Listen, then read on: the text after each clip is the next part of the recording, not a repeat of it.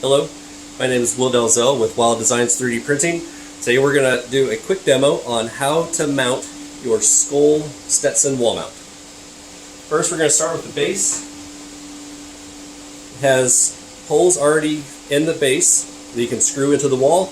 Either it's going to be like in blocks, use your Tapcons, whatever type of screws. I do not supply the screws, that is on the customer, just because there's so many different applications there.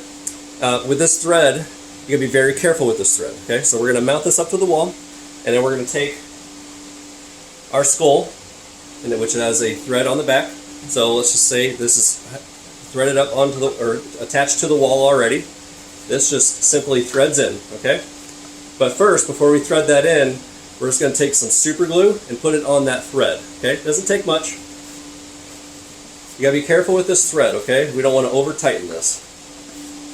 We're just going to get it to where that's snug and get this into place right about there. We don't want to, it's very, very little torque. That thread can snap off. It's strong, but when it's getting pulled on with those, with that force and everything there, it can become weak. So we're using the glue to hold it together.